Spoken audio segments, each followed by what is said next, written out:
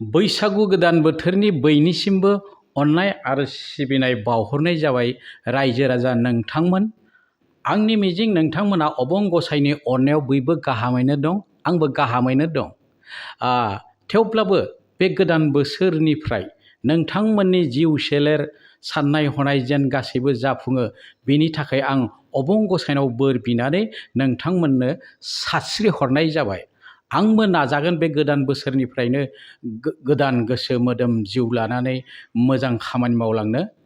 थेवब्लाबो आङो जोंनि बर' दैदेनगिरिफोरनिसिम मोनसे खावलायनाय, नोंथांमोना बे बैसागु बोथोरनिफ्रायनो जाहाथे बर' रायजो राजाफोरखौ नंखाय बुंनायखौ गारो। मानोना नोंथांमोना नंखाय बुंब्ला रायजोफोरा माने दुखु मोनो। ओंखायनो नोंथांमोना जाय खामानिखौ मावनो हायो बेखौसो मावगोन होननानै रायजोफोरनो खिन्थानांगौ। लोगोसे बे मावनो हानाय खामानिनि थाखायसो नोंथांमोना फैसालिफोराव स्टेजफोराव बिबुंथि लाखिनांगौ। आरो जायखौ मावनो हाया बेखौ मावनो हागोन होननानै दाबुं। मानोना बर' रायजो राजाफोरा गाज्रि मोनो, दुखु मोनो।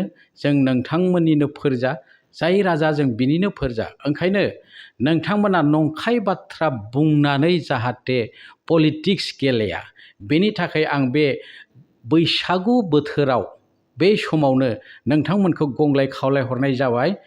लोगोसे जायखौ मावनो हायो बेखौ बुंनानैसो जाहाथे नोंथांमोना रायजो राजानिफ्राय भट आदाय खालामो, बिनि थाखाय आं गंग्लाय खावलाय हरनाय जाबाय। मानोना बर' रायजो राजाफ्रा थगायनायखौ सुखुवा, थगायनाङा। जायखौ नोंथाङा मावनो हाया बेखौ मावगोन दाबुं, आरो जायखौ मावनो हागोन बेखौसो मावगोन होननानै बुं।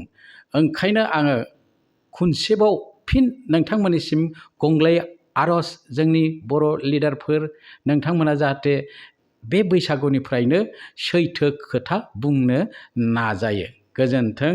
जै बर' हारिनि, जै बर' हारिमुनि। हेलौ इन्डिया, वेलकाम माय फानि चेनेल फैलाव बसुमतारी।